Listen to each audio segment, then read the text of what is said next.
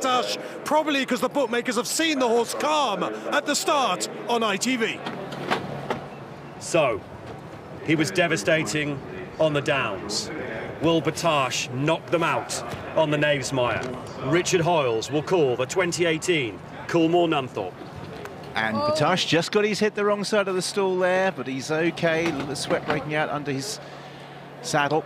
Last forward will be Take Cover. He's got a long history of being difficult at the stalls, but today he's walked in perfectly. Coolmore Nunthorpe Stakes, Group 1, 5 furlongs, and they're out of the stalls.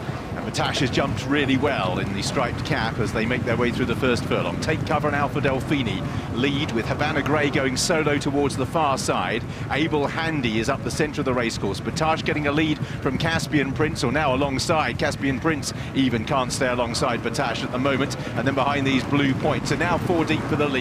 Batash in the blue and white with Alpha Delphini the yellow. Take Cover next with Caspian Prince. Blue Point in the all-blue colours ahead of Mab's Cross. Then behind these pushed along is Sioux Nation. Havana Grey over to the right-hand side is still well in touch with the leaders at the moment. So Havana Grey solo on the far side. Batash just shaken up. Alpha Delphini, Mab's Cross is making a real fist of this as they enter the final furlong. And Batash is being claimed by Mab's Cross. And Alpha Delphini trying to battle back is Batash. But out in the centre, Alpha Delphini in company with Mab's Cross. Alpha Delphini and Mab's Cross go for the line together. Oh, as close as last year. Mab's Cross near side, Alpha Delphini far side. Then Blue Point, Havana Grey. Batash just didn't fire at all. It's very close. Mab's Cross near side could have given Michael Dodds another Nunthorpe. Alpha Delphini over on the far side between the two.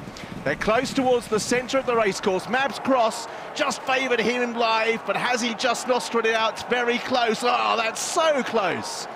So close. Still just favour Mab's Cross over Alpha Delphini, but it doesn't matter what I think, it's what the judge thinks. Blue Point third, fourth, possibly just Batash ahead of Havana Grey. Then Take Cover, Heartache, Sioux Nation.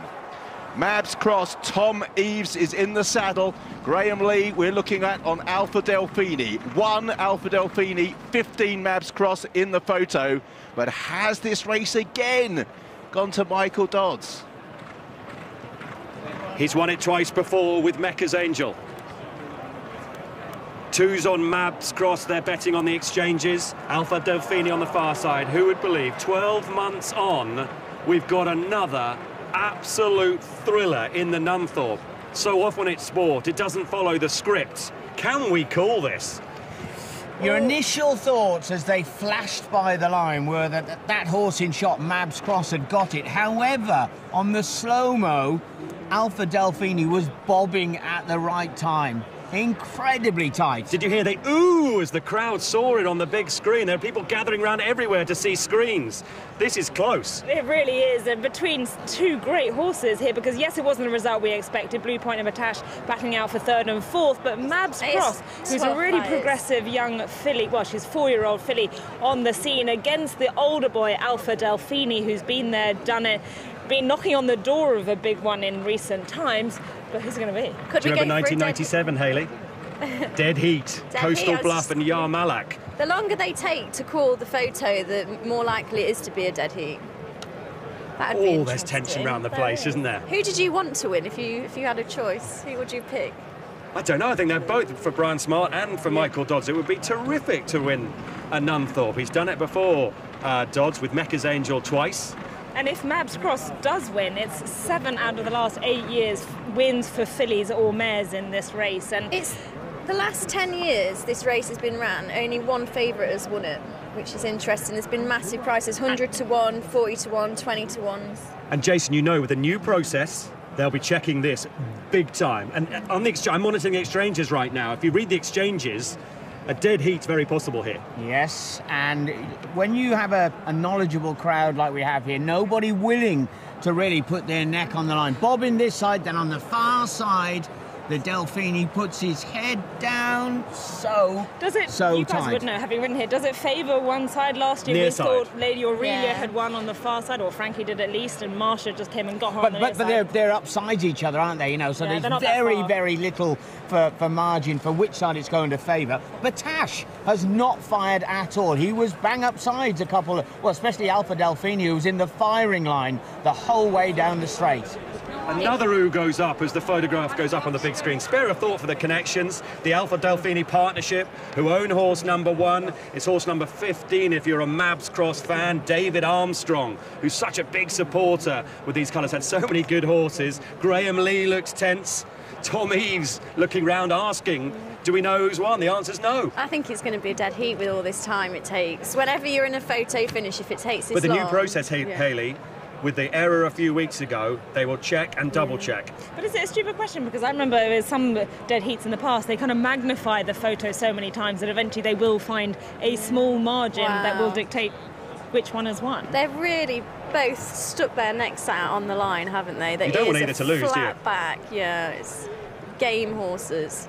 The weight goes on. Still slightly favour Mabs Cross, even though it's incredibly tight. And the longer, I don't think Mabs Cross saying. lost. Yeah. I don't think Mabs Cross lost. But it's looking like a dead heat. The longer this goes on, it's looking like a dead heat. You feel like it should be, shouldn't it? Yes, you could maybe find the tiniest of tiniest fractions between them, but both horses have given their absolute all. They've both stretched their necks out to the line. And yes, if there's a tiniest of nostrils in it, neither really deserves to lose. It would be cruel to have been beaten in a photo now and it be announced for the jockey and owners and trainers. They're walking around, it's so intense. And likewise the stable staff. Beck Edmonds there leading around Alpha Delphini.